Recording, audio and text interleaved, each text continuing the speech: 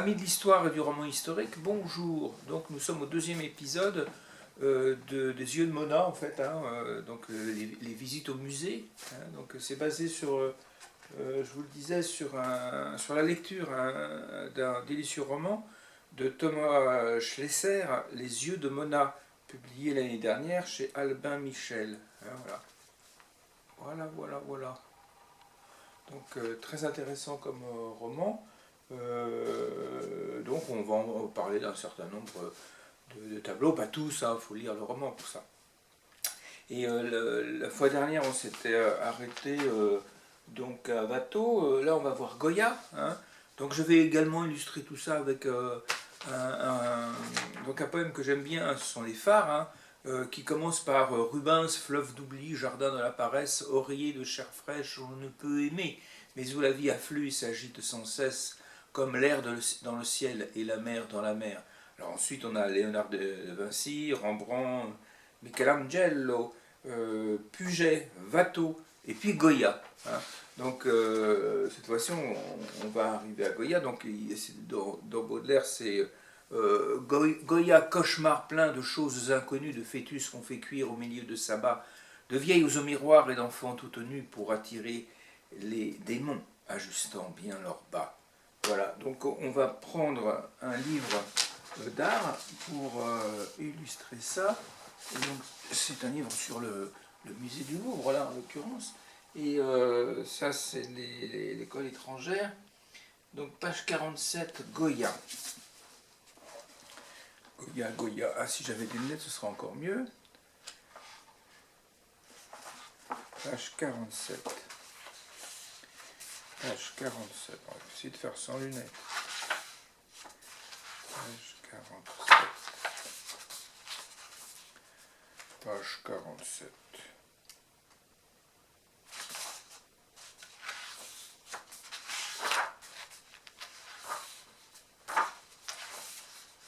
Quarante-quatre. 47. Voilà, alors moi j'ai choisi la femme à l'éventail, ce qui n'est pas le même choix que dans les yeux de Mona.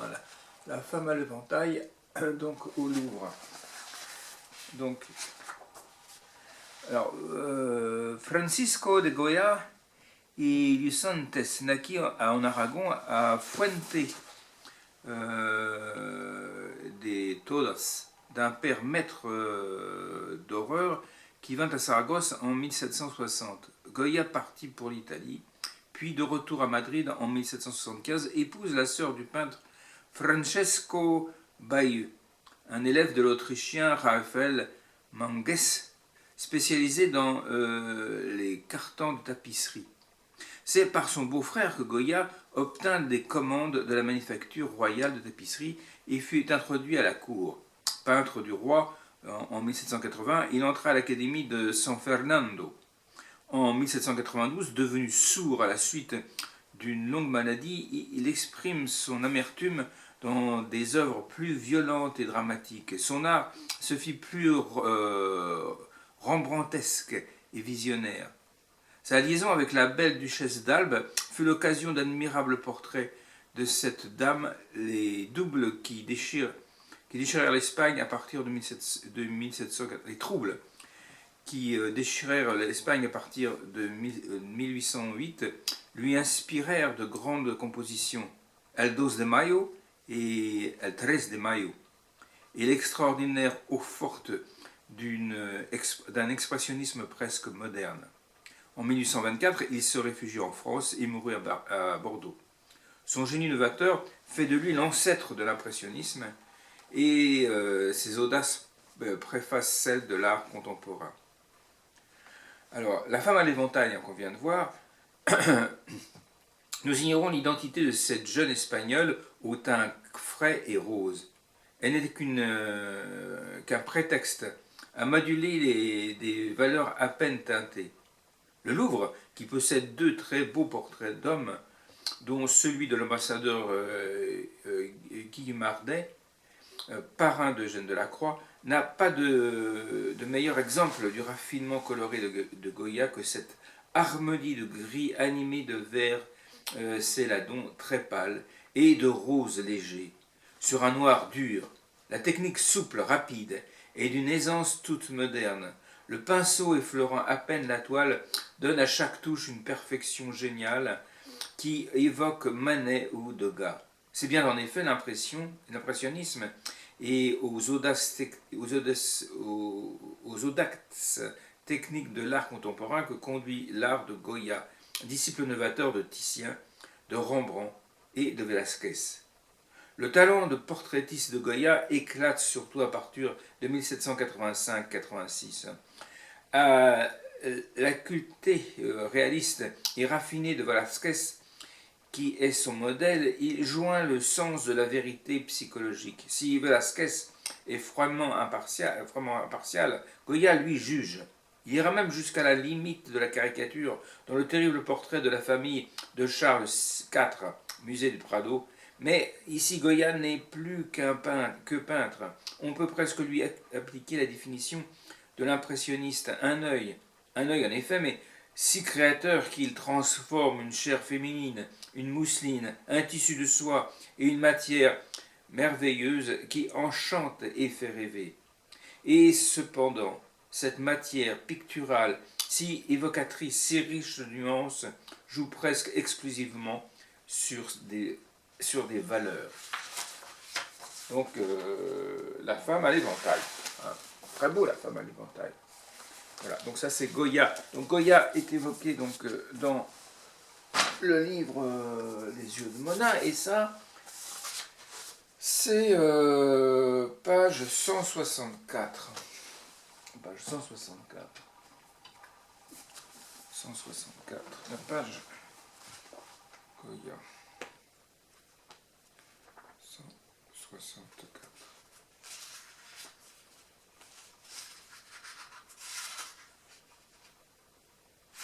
D'accord. La peinture exhibait le corps morcelé d'une bête sur un plateau de bois neutre surplombé d'un fond noir sans aucun décor. La toile était d'un très modeste format de 45 sur 62 cm, propice aux natures mortes et à la trivialité de leur sujet. À gauche de la composition, de profil et tournée vers la droite, la tête d'un agneau était posée sur sa base. L'œil s'ouvrait, quoique la paupière semblât lourde. Sous le museau, la babine laissait apparaître 3 dents. Était-ce à cause de la découpe au niveau du col? Le fait est qu'un dépiotage partiel laissait palpiter les tissus sous-cutanés jusqu'à la crête faciale, tandis que le reste demeurait velu et beige, malgré quelques muscles de sang, quelques macules de sang. Il y avait les deux parties de la cage thoracique montrées dans leur face interne, creuse et charnue, ce qu'on appelle une nature morte, hein, parce que c'est pas le même tableau. Hein. L'une, bien au centre du tableau, était posée à la verticale. Elle tenait sur la selle et l'élevait en continu vers le carré rythmé de cette côte. La seconde, dans son dos, se trouvait étalée. Les nuances de grenat, d'amarante, de pourpre donnaient à la viande un aspect sinon faisandé, du moins un peu obscurci. Mais outre les gammes de rouge, il y avait également des blancs, parfois légèrement jaunis ou grisés, qui figuraient les os bien sûr, mais plus encore les deux reins presque gélatineux, voire globuleux, dans leur graisse, encore accrochés à leur quartier par un cordon gluant. Le tout était jeté en touches épaisses par une main qui visait l'expressivité tremblante de l'ébauche plutôt que la sévérité de la définition. Mona fut prise d'un imperceptible malaise et interrompit son observation au bout de 10 minutes seulement. Elle ne sut formuler sa gêne, mais enfin, serra-t-elle sans avoir les mots pour le dire, comment le peintre, censé exalter la beauté, pouvait-il s'enorgueillir d'un pauvre animal en 3 morceaux? Henri s'attendait à cette résistance, réussit à faire sentir Goya et une si jeune âme. Et une si jeune âme était une sacrée gageure. D'abord, Mona, ce tableau est considéré comme une nature morte. C'est là le genre de peinture qu'on situe communément au plus bas de l'échelle artistique. Certes, mettons traditionnellement, la représentation des objets et des animaux inertes pouvait faire valoir l'habileté d'un peintre et dévoiler la beauté des choses du quotidien. En revanche, prétendait-on, un tel genre se révélait incapable de dispenser un message moral et d'élever l'esprit public. Goya a peint fort peu de tableaux de ce type, car cela ne correspondait pas à ses aspirations ni à son rang à la cour d'Espagne, où il fut un maître très aimé des rois Charles IV puis Ferdinand VII. Cette nature morte est donc une rareté dans son parcours. Elle n'en demeure pas moins révélatrice de sa très grande originalité. Dadé, tu dis que la nature morte peut montrer la beauté de ce qui nous entoure, et pourtant l'artiste peint quelque chose d'horrible. Mais ce n'est pas une nature morte comme les autres. À ton avis, de quoi s'agit-il? On l'ignore, mais j'imagine que c'est une cuisine et qu'on va préparer cette viande pour la manger. Elle avait répondu avec résignation, sans sa bonne humeur habituelle. C'est possible, mais dans ce cas, il ne s'agirait au mieux que d'une découpe primaire, comme disent les bouchers, car les reins destinés à devenir des rognons n'ont pas été séparés de la selle, ni la selle du carré. Et surtout, Goya a esquissé suffisamment de fines traces jaunes sur la tête pour indiquer que le doux pelage subsiste sur la chair. Il en va de même pour les deux quartiers, d'après l'épaisseur de leur contour. Ce n'est que suggéré, mais il semble être couvert de peau. Un agneau en morceaux que personne n'aurait dépiauté en amont, c'est l'insalubre et malsain. Devant nous rougeoie une chair animale destinée à être mangée, certes, mais elle s'apparente aussi à des fragments de corps humain. Est-ce de la viande ou un cadavre? L'ambiguïté subsiste. Voilà, Goya. Cauchemar, plein de choses inconnues. Ensuite, on va aller à Titien, page 18. Page 18, et là, il faut prendre un autre livre. Alors, il faut prendre le livre ici. On va prendre celui-là. Titien. C'est page 18. 18.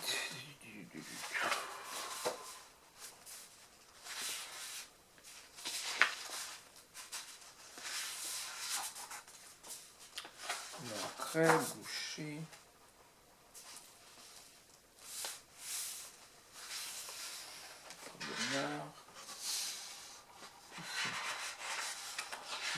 C'est pas dans celui-là alors.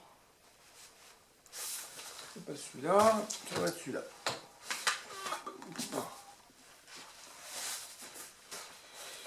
Titien, où es-tu?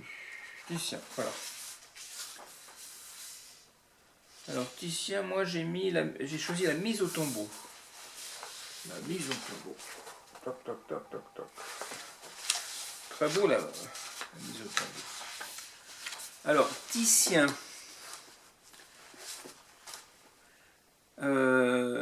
Tiziano Vezzello naquit à Pieve de Cadore dans les Dolomites. Il vint travailler à Venise chez Gentile Bellini, puis chez son frère Giovanni. Mais il fut surtout marqué par Giorgione, à la fois son disciple et son maître, son condisciple et son maître, avec qui il collabora à la décoration de la Fondazione del Tedeschi. Il comprit la révolution de Giorgione, cette perspective atmosphérique créant dans le tableau une unité intense et donnant à la couleur un rôle constructif. La période de la maturité s'ouvre avec la magnifique Assomption des Frari. Succédant à Bellini pour la décoration du palais des Doges, il fut peintre favori d'Alphonse d'Este à Ferrare, de Frédéric de Gonzague à Mantoue et du duc d'Urbain.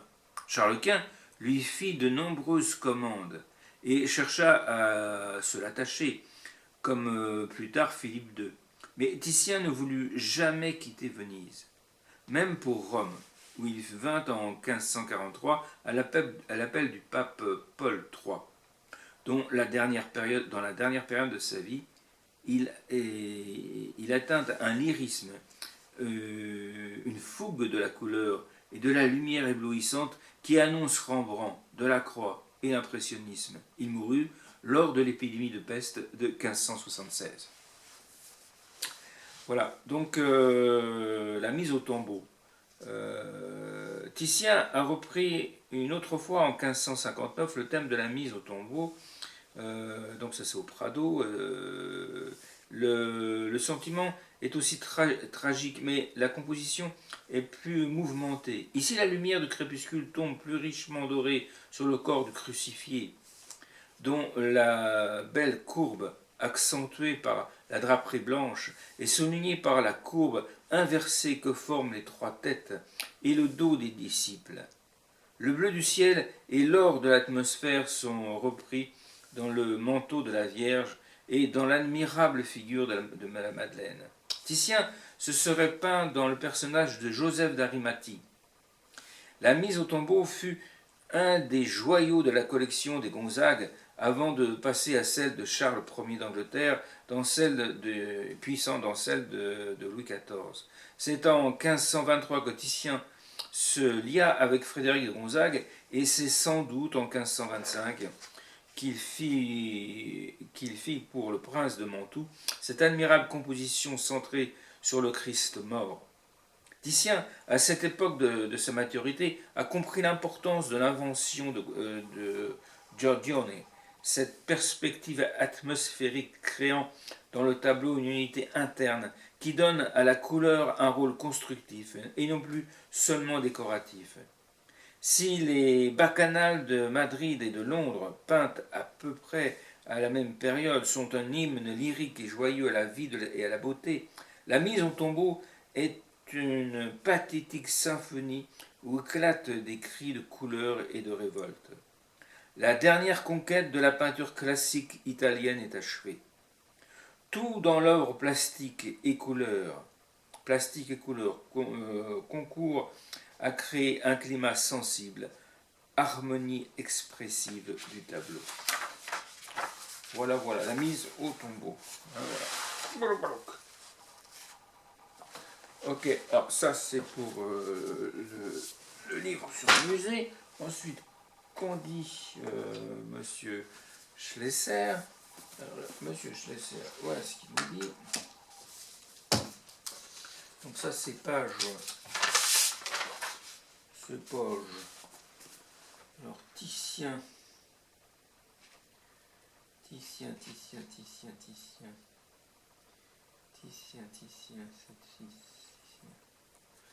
c'est page 55.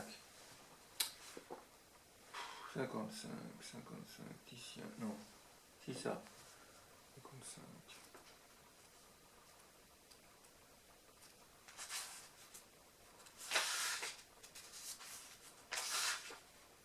Page 55. Alors, le concert champêtre avait en son centre deux personnages masculins d'une vingtaine d'années, assis sur un parterre d'herbe vert cru et échangeaient un regard sur leur activité respective.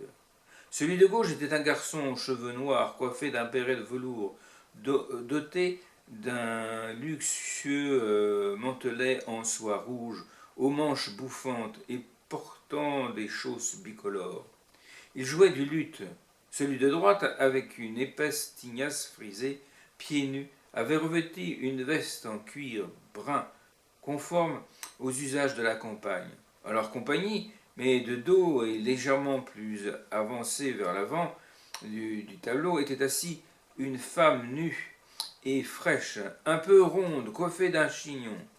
Elle tenait une flûte entre ses doigts à la verticale, sans toutefois la porter à la bouche.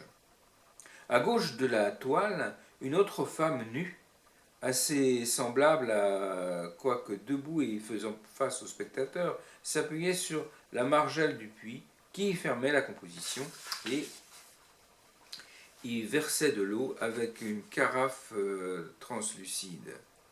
La torsion de son buste et celle de ses jambes suivaient deux mouvements antagonistes.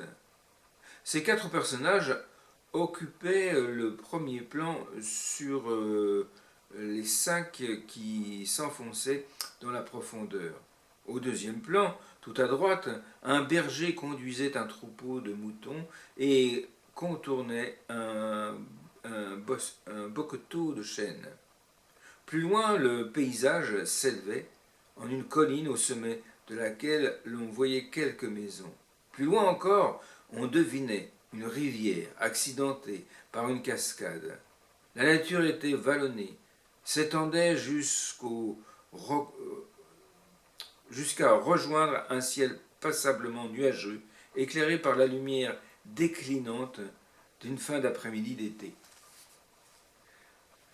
12 minutes sans bouger, Mona. Il y a du mieux. C'est toi qui bouges tout le temps aujourd'hui. Tu m'empêchais de me concentrer. Alors je commençais de zéro à chaque fois. Et où était ce zéro? Par quoi recommençais-tu? Justement, Dadé, répondit la petite après une longue hésitation. C'est difficile à dire parce que c'est comme si j'étais perdu dans le tableau. Il y a deux garçons habillés au milieu et plus ces deux filles déshabillées autour d'eux et un berger plus loin. On se demande ce qu'ils font ensemble. Mon a pris un air coquin. Il faut être une grande personne pour savoir ça, hein? Eh bien, rassure-toi, les grandes personnes ont elles aussi du mal à trouver la réponse. Mais toi, tu poses la bonne question. Car tu as raison, c'est un étrange mélange. Pourquoi deux hommes habillés, l'un en tenue de ville, l'autre en tenue de berger, sont-ils accompagnés de deux femmes dévêtues? C'est précisément ce qu'il nous faut deviner. Est-ce que pour les gens de l'époque, c'était plus simple à comprendre que pour moi? Certainement un peu plus parce que les allusions, les références se modifient au fur et à mesure et certaines d'entre elles évidentes à une période donnée comme la Renaissance tombe un beau jour dans l'oubli. Cela dit, dans l'art vénitien du début du XVIe siècle, les peintres aiment beaucoup draper leur drapeau de quelques mystères. Et voici un premier. Voici un premier. Il n'y a pas de signature sur l'image. L'usage consistant à opposer son nom au sein même de l'œuvre, souvent dans un angle, et ne se répand vraiment qu'entre le XVIIe et XIXe siècle. C'est pourquoi il est difficile d'identifier l'auteur de notre tableau. Eh bien moi, rétorqua triomphalement Mona, et examinant discrètement le cartel du Louvre, je sais qui c'est. C'est Tiziano Vecellio. Et elle massacra au passage la prononciation du nom. Voilà. Voilà, le Titien. Donc, ensuite, qu'avons-nous? Alors, Titien aussi. On va passer à Monet. Alors, Monet, c'est les peintres français. Page 38. Musée du Louvre, page 38.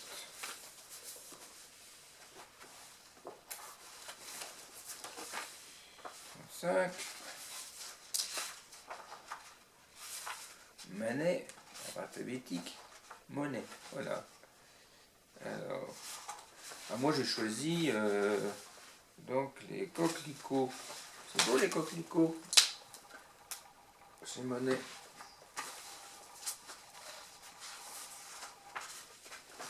Alors, Claude Monet est le symbole même de l'école impressionniste. Il est né à Paris, élevé au Havre, où son talent est découvert par Eugène Boudin. À Paris, à l'Académie suisse, il rencontre Pissarro. Dans l'atelier Gleyer, Renoir, Sisley, Basile, l'amitié qui unit les jeunes artistes, l'influence de Courbet, le prestige de Manet, la générosité de Basile le soutiennent dans ses difficultés matérielles. En 1865, l'immense déjeuner sur l'herbe est un échec.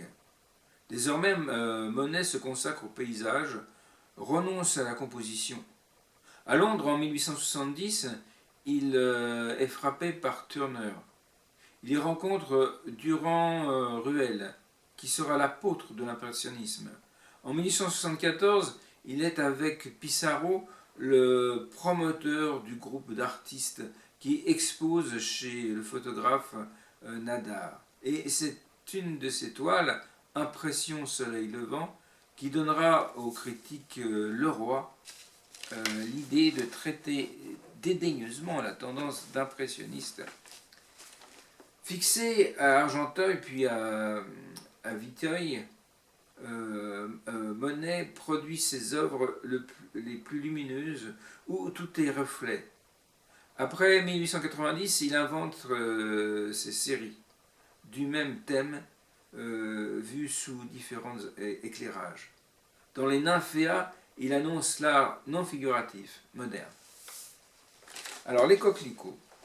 Dans une campagne vallonnée près d'Argenteuil où Monet habitait alors, deux promeneuses et leurs enfants traversent les herbes hautes. Mais elles n'ont pas de rôle dans le tableau. Seul intéresse l'artiste les notes vives des fleurs éclatant sur le vert blond de la campagne qui s'épand comme une mer jusqu'à l'horizon, unique ligne stable de la composition avec la silhouette. J'ai retrouvé mes lunettes. Alors, Monet peintre des vastes nappes liquides, le Raphaël de l'eau, disait Manet, aime aussi peut-être pour des raisons très voisines les grandes étendues d'herbage qui ondulent ou en été sous le vent. Le thème du chant est d'ailleurs un des motifs favoris des impressionnistes car il permet d'infinies modulations des nuances. L'auteur a repris plusieurs sujets analogues sous les titres divers, promenade dans la prairie, chant de coquelicot, abandonnant peu à peu la figure humaine. Il en viendra à ne plus s'attacher qu'à des études de lumière et d'atmosphère. Cézanne disait admiratif, Monet ce n'est qu'un œil, mais quel œil! Quelle acuité d'œil en effet est nécessaire pour saisir l'exacte tonalité beige et blanche qui met sur les prairies ce voluté particulier du début de l'été. Monet y ajoute l'éclat de ce rouge qu'il apprécie tout spécialement, le rouge des coquelicots, le rouge des géraniums. Donc, je vous dis, les coquelicots, allez le voir au Louvre, très beau. Voilà. Ensuite, on voit ça. Donc Monet, la gare Saint-Lazare. C'est ça. Hein. Donc là, c'est la gare Saint-Lazare dans les yeux de Monet. Hein. C'est pas les coquelicots. Alors, la gare Saint-Lazare, c'est page 245. 245. 245. D'accord. Partout au sol s'étalait un réseau légèrement sinueux de voies ferrées qui cheminaient vers la ligne d'horizon. Celle-ci était obstruée par une forte densité citadine, à savoir un viaduc d'acier et plus loin encore des immeubles caressés par le soleil. On voyait en particulier à gauche de l'œuvre un gros bâtiment en pierre de taille, dont le dernier étage, le 6e manifestement, était coiffé de plaques de zinc. Une grande verrière dominait le premier plan, surplombait le point de vue sur ce paysage urbain et dessinait un angle isocèle dont le sommet formait un angle d'environ 120 degrés. Un triangle isocèle, hein, dont le sommet formait un angle d'environ 120 degrés. La symétrie de cette vaste marquise de gare était renforcée par celle de deux pieds fins et de la grille centrale qui en soutenait l'armature d'acier. Le tout finissait par suggérer une composition en hexagone quasi régulier et dont la pointe inférieure eût coïncidé avec la position du peintre figurant la scène. Sur les lignes de rail, il y avait trois trains de plus en plus rejetés dans la profondeur au fur et à mesure qu'on allait de la gauche vers la droite du tableau. Leur écrasement dans la perspective cachait la succession des wagons, tandis que le train tout à gauche était de dos, statique, il fumait sur les autres lignes deux locomotives à l'approche. Celle qui jouxtait la médiane verticale constituait une sorte de barycentre. C'était en tout cas l'engin le plus visible, le plus présent, bien que sommairement esquissé en quelques coups de peinture noire dénuée de détails. Le même traitement fragmenté, atomisé, servait à représenter une figure humaine dressée à même la voie et à droite de la composition, et dans son dos les formes incertaines de voyageurs, de cheminots ou de badauds. Aucune identité sociale n'était discernable. Enfin, parmi les innombrables jeux d'ombre, de fluctuations, de tremblements entretenus par un pinceau multipliant les sursauts, les taches, les cannelures et les empattements, il y avait des masses de vapeur émanant des locomotives laiteuses pour la plupart, mais celle du centre était bleue à la lumière sous l'effet des gouttelettes d'humidité s'en trouvaient subitement réfractées. C'était à la fois austère et magique. Mona examina le tableau très longtemps, avec son grand-père et surtout une conservatrice à ses côtés. Elle avait le sentiment de jouer à la spécialiste parmi les trésors, car en étudiant les gammes chromatiques, un tableau du Louvre lui revint à l'esprit et, avec ses grands yeux écarquillés, timides, elle osa une remarque. Sur les murs clairs des immeubles dadais, c'est le jaune de chrome comme Turner dit, mais avec un peu de blanc. C'est si prodigieux que, si la conservatrice n'avait pas surpris plusieurs fois la petite fille en train de parler avec son grand-père, elle aurait cru à une singerie destinée à l'épater. Bien observé, abonda Henri. Monet montre que tout change et fluctue sans cesse. L'illusion, c'est la fixité. La vérité, c'est que tout n'est qu'une succession d'impressions qui s'altèrent et qui alternent perpétuellement. Le simple petit mouvement de nos yeux, le dolinement de notre tête, les flux de l'air, les incessantes modulations de la lumière modifient les couleurs. Tiens, imaginons que Monet soit devant son chevalet, là, et il te demande la couleur des murs de la réserve autour de toi. Mona, que répondrais-tu? Mona détourna la tête du tableau pour considérer la sinistre paroi et haussa les épaules. Bah, monsieur Monet, elle est grise. Exact. Sauf qu'à la fixer en continu, tu verras qu'elle n'est pas seulement grise, mais traversée de mille nuances. Elle tourne à une blanche clarté ou, au contraire, au noir. Les reflets jaunes d'un spot de lumière la frappe, mais se dissipe si l'on fait juste un petit pas de côté.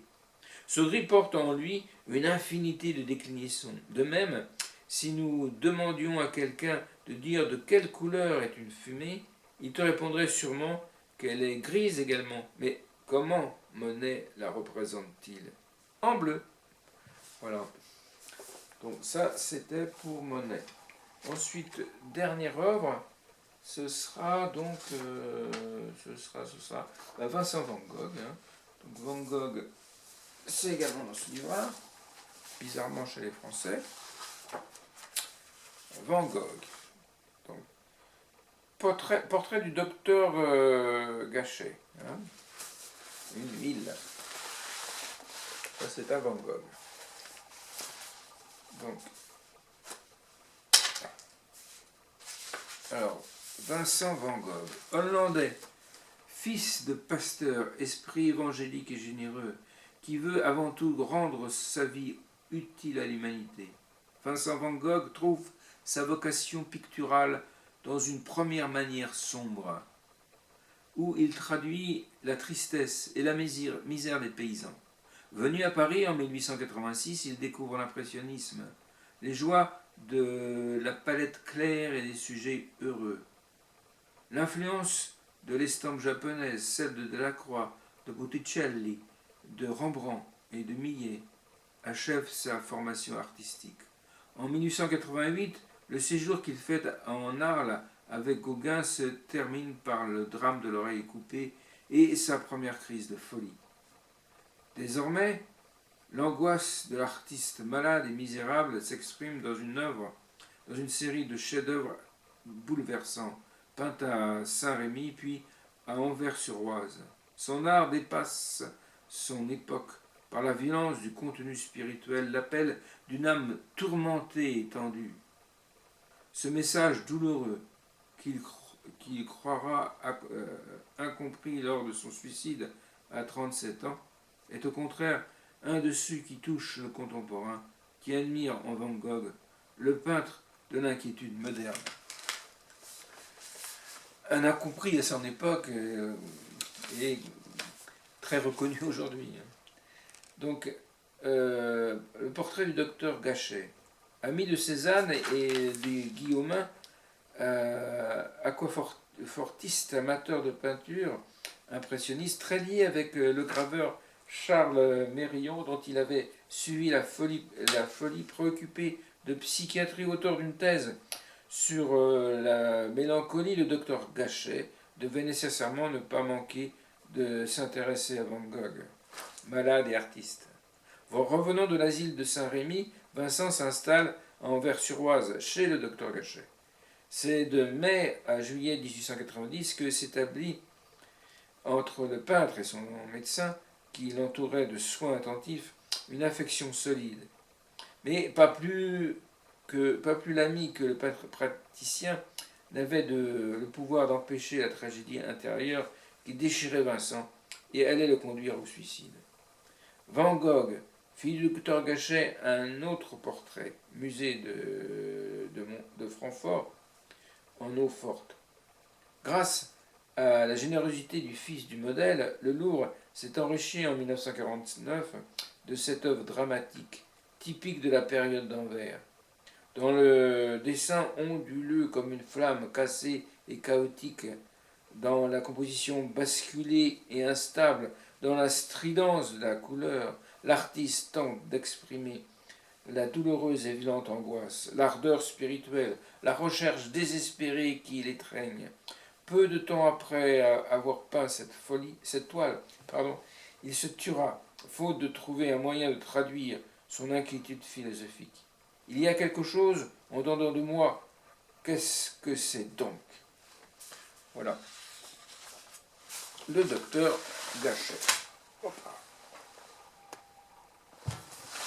Voilà, donc ensuite, chez Monsieur Schlesser, dans Les yeux de Mona, là c'est page 282. 282.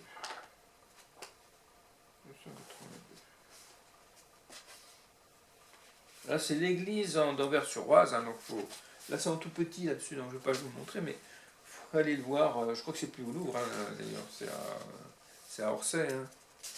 Donc il faut aller voir dans un musée. Visite au musée du coup. Voilà. 23.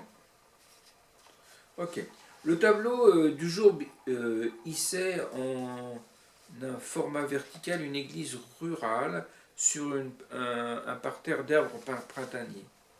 Celui-ci formait une sorte de pyramide inversée bordée par deux chemins qui s'écartaient l'un de l'autre presque symétriquement et finissaient par encercler l'édifice. Des coups de pinceau extrêmement visibles traitaient le sentier dans les jaunes et les marrons, des tons chaleureux d'une belle journée. De l'église perçue légèrement de biais et très ramassée du fait du raccourci, était en réalité figuré l'arrière, c'est-à-dire le chevet, avec de gauche à droite de la composition l'extérieur d'une chapelle, une abside adossée à un mur pignon, puis une absidiole. Le tout parcouru de trois grandes baies, puis de deux petites. Dans la profondeur, le clocher en bâtière, c'est-à-dire à deux pentes opposées, dominait l'ensemble. Le ciel sur lequel se découpait ce monument mêlait le gothique et le roman, se composait de plusieurs bleus, et bien qu'il n'y eût pas de nuages, les touches courbes, circulaires, donnaient l'impression de masses d'air en mouvement. Pourquoi pas un orage, mais plus sûrement le soir qui tombe, d'autant que les deux angles du tablet s'avéraient très sombres, surtout au diapason des remous picturaux de l'arrière-plan. Les lignes architecturales étaient des toitures, colonnettes, d'angles ou corniches, semblaient de toutes légèrement vaciller, sinon tanguer, comme si le regard qui se posait sur ce spectacle était alcoolisé. Enfin, bien qu'ils fussent obstrués par l'église, on apercevait vaguement les lignes d'un village sur la ligne d'horizon, des arbres, des tuiles oranges. Et puis il y avait cette silhouette de paysanne en robe et couverte d'un chapeau, de dos au premier plan, marchant sur le chemin de gauche et dessinée avec des cernes épais qu'on retrouvait au demeurant un peu partout dans le tableau. Mona était fascinée par la toile, qu'elle examina sans discontinuer durant une demi-heure, jusqu'à la griserie. Tu sais, Dadé, marmonna-t-elle finalement, quand papa buvait beaucoup de bouteilles, je crois qu'il voyait les choses un peu comme ça. Elle mima de la main le déséquilibre, l'aspect flottant de l'église. N'oublie jamais que tu as un papa merveilleux, ma chérie. Il t'aime, il a une immense sensibilité. Les êtres doués d'une grande sensibilité s'abandonnent souvent à l'ivresse, parce que l'ivresse aiguise cette qualité. Vincent Van Gogh, par exemple, buvait énormément d'absinthe. Un spiritueux surnommé la fée verte, interdit désormais, mais qui valait moins cher qu'un verre de vin à son époque. Cela stimulait à la fois son génie et sa folie. Et tu as raison, dans ce tableau, les arêtes se courbent, fluctuent légèrement. Des couleurs incongrues surgissent, comme cet orangé sur un plan du toit qui devrait pourtant être gris. Il était malade? Vincent était en proie à de nombreux troubles psychiques. Dans ce tableau, on pouvait d'ailleurs interpréter les deux chemins symétriques comme le symbole du dédoublement de son cerveau, parce qu'il n'était plus tout à fait lui-même. Alors, ça veut dire qu'il était un peu méchant. C'est absolu contraire, Mona. La folie n'a rien à voir avec la méchanceté. Van Gogh pouvait certes se montrer agressif, mais il était plutôt ce que les médecins appellent aujourd'hui un hyper-empathique. C'est quelqu'un dont la sensibilité s'avère si vive qu'il éprouve ce que les autres, éprouvent. Il développe pour tous ceux qui rencontrent une affection énorme. Il s'identifie à eux, souhaite fraterniser. Même dans cette modeste silhouette de paysanne à gauche de la composition, tu peux être certaine qu'il a investi toute son âme. Vincent a eu une phrase bouleversante à ce sujet qu'il destina à son frère Théo dans une lettre de 1888. Il disait qu'il n'y a rien de plus réellement artistique que d'aimer les gens. Voilà. Donc les yeux de Mona, donc Lisez-le, c'est vraiment très très agréable, très beau. Les yeux de Mona de Thomas Schlesser, donc chez Albin Michel. Voilà. Je vous souhaite une bonne semaine à tous et vous dis dans 15 jours pour un autre sujet qui n'aura rien à voir. À bientôt.